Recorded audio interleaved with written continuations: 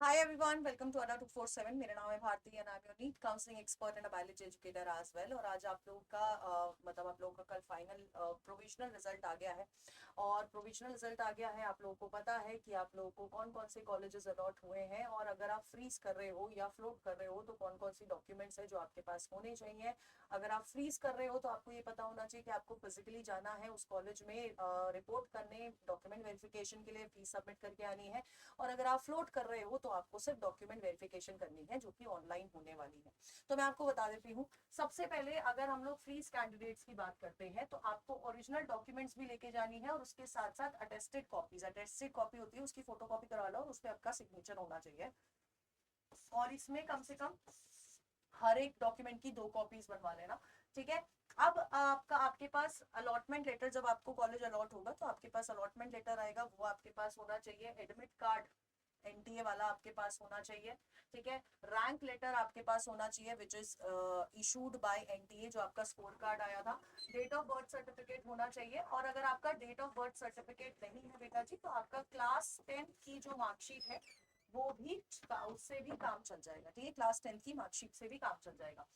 इसके अलावा class 10th का सर्टिफिकेट, मार्कशीट होनी चाहिए। क्लास 10 प्लस टू 11 12th की मार्कशीट और सर्टिफिकेट होना चाहिए। अब आप सबकी जो मार्कशीट और सर्टिफिकेट है वो पहले अलग अलग आती थी। हमारा पासिंग सर्टिफिकेट अलग आता था, मार्कशीट अलग आती थी, लेकिन अब वो एक ही में आता है। तो आपकी अगर मार्कशीट में मार्कशीट कब सर्टिफिकेट लिखा है तो इट विल वर्क। ठीक है। इसके अलावा आपको 8 पासपोर्ट साइज फोटोग्राफ लेके जानी है, जो आपने एप्लीकेशन फॉर्म में लगाई थी। और साथ ही साथ आपको प्रूफ ऑफ आइडेंटिटी यानी कि वैलिड आईडी प्रूफ जो है वो आपको लेके जाना है। अगर बेटा जी आप ओसीआई पीआईओ कैंडिडेट है तो आपको उसके डॉक्यूमेंट्स लेके जाने हैं। एनआरआई वाले चैप्टर में मैंने एक अलग से वीडियो बना रखी है, वो आपको डॉक्यूमेंट्स लेके जाने हैं।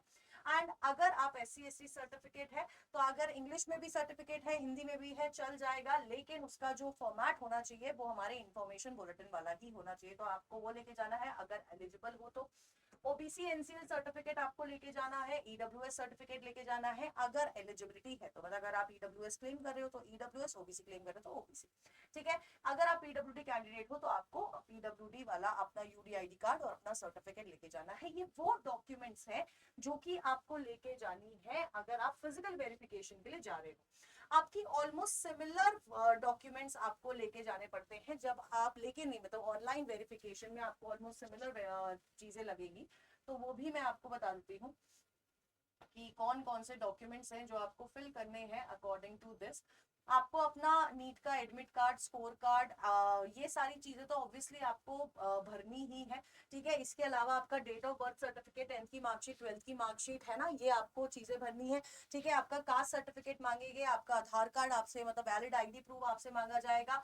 ठीक है। उसके अलावा आपसे आपका क्या कहते हैं, प्रोविजनल रजिस्ट्रेशन सर्टिफिकेट या परमानेंट रजिस्ट्रेशन सर्टिफिकेट, ये सारी चीजें हैं, मतलब जो आपका कंफर्मेशन पेज है एमसीसी का, ये भी आपको लेके जाना है अगर आप फिजिकल वेरिफिकेशन के लिए जा रहे हो। साथ ही साथ यहाँ के लिए भी आपको यही चाहिए होगा।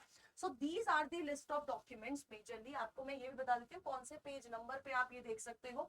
अगर आप एमसीसी का लेटेस्ट ब्रोशर देखोगे तो आपको पेज नंबर 60 पे सारे डॉक्यूमेंट्स दिख जाएंगे। ये वो डॉक्यूमेंट्स है जो आपको लेके जाने हैं। दूसरी चीज, आपको जो भी कॉलेज अलॉट हुआ है, हर एक कॉलेज की अपनी, जो कॉलेज अलॉटेड कॉलेज है, अगर आप फ्रीज करने जा रहे हो तो आप लोगों को उस कॉलेज के वेबसाइट को चेक करना है। कुछ जैसे खासकर डीम्ड यूनिवर्सिटीज होती हैं, डीम्ड यूनिवर्सिटीज में वो डॉक्यूमेंट स्पेसिफाई करता है वो कॉलेज की, ये आपको लेके आना है। ठीक है। तो आप गैप सर्टिफिकेट, जैसे यहाँ मेंशन नहीं है, आपके कॉलेजेस वाले मांगते हैं गैप सर्टिफिकेट आपके पास होना चाहिए। ठीक है। डीम्ड यूनिवर्सिटी है, मेडिकल फिटनेस सर्टिफिकेट मांगेगी, तो आपको अपने अलॉटेड कॉलेज की वेबसाइट भी चेक करनी है।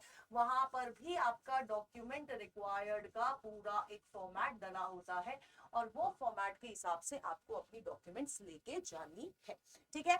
इसके अलावा अगर आपको कोई भी डाउट है, do let me know in the comment box, या फिर मैं आपको बोल रही हूँ बेटा एक डॉक्यूमेंट मिस हो जाता है ना तो आपका कैंसिल कर देते हैं एडमिशन, बिल्कुल, है ना। तो ये गलती हमें नहीं करनी है। ऑनलाइन वेरिफिकेशन में भी हमें बहुत तमीज से पीडीएफ बना के डालना है, बिल्कुल ब्लर्ड इंफॉर्मेशन हमें नहीं डालनी है। ठीक है। तो इसके अलावा अगर आप देखो, राउंड 1 का रिजल्ट आ गया है। बहुत सारे कैंडिडेट्स ऐसे होंगे जिनको कॉलेज मिला होगा, बहुत सारे ऐसे होंगे जिनको कॉलेज नहीं मिला होगा। बहुत सारे बच्चों ने अपने से कम रैंक वाले बच्चे को भी अपने से बेटर कॉलेज में देखा होगा। अगर आप सीट अलॉटमेंट देखोगे तो मैंने बहुत सारी चीजें देखी है, ऐसी बहुत सारी मिस्टेक्स हुई हैं। मिस्टेक्स क्या मतलब बच्चों से हुई है बहुत सारी मिस्टेक, तो देयर आर थिंग्स जो कि आपको समझनी चाहिए, ठीक है। तो अगर आप तमीज से काउंसलिंग कराना चाहते हो तो आप हमारे चारों बैचेस में से कोई भी बैच में एनरोल कर सकते हो। चाहे आप 1 वाले बैच में जिसमें आपको जनरलाइज प्रेफरेंसेस मिल जाएगी, जूम सेशंस मिलेंगे, बट आपको कोई काउंसलर नहीं मिलेगा, लेकिन लास्ट ईयर की कट ऑफ, लास्ट ईयर की कॉलेज हेल्थ रिपोर्ट, ये सारी चीजें आपको मिल जाएगी।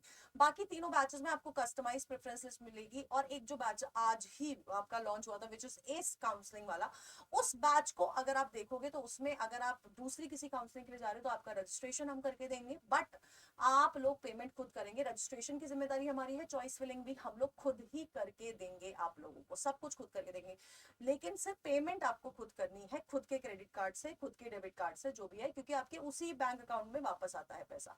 तो हम आपसे कोई पैसा भी नहीं लेंगे, आपको आपकी पेमेंट खुद करनी है। और अगर आप वो वाला बैच एनरोल करते हो, ये वाला कोड यूज करते हो ZBPS, तो आपको वो वाला बैच 8,500 के अप्रोक्स पड़ जाएगा, 8.5 के। And trust me on this, अगर आपको इतना सब कुछ कोई करके दे रहा है तो आई डोंट थिंक सो कोई इस प्राइस रेंज में दे रहा होगा, ठीक है, क्योंकि सब 20,000 25,000 ले रहे हैं। मिनिमम प्राइस बता रही हूँ मैं आप लोगों को, और मैक्सिमम तो आप मान के चलो 50,000 1 लाख तक के प्राइसेस हैं। मैं बहुत पर्सनली जानती हूँ कि हाँ है, इसलिए मैं आपको बता रही हूँ। तो आप इस बैच में एनरोल कर सकते हैं, ये आपका नीट एस काउंसलिंग के नाम से, या तो आप मेरे वाले बैच में एनरोल कर सकते हैं विच इज प्रीमियम 2.0। 2-3 सीट्स बची हैं, वो आप जाके जल्दी से ले लीजिए। उसके अलावा अगर कोई डाउट है तो गूगल फॉर्म का लिंक आपको मिल जाएगा, बैचेस का लिंक भी आपको मिल जाएगा, लिंक से ले लो, या फिर आप इस नंबर पे कॉल कर सकते हो विच इज 7042578247, ठीक है। So all the best guys, और प्लीज डॉक्यूमेंट्स अच्छे से बनवा के फिर लेके जाना।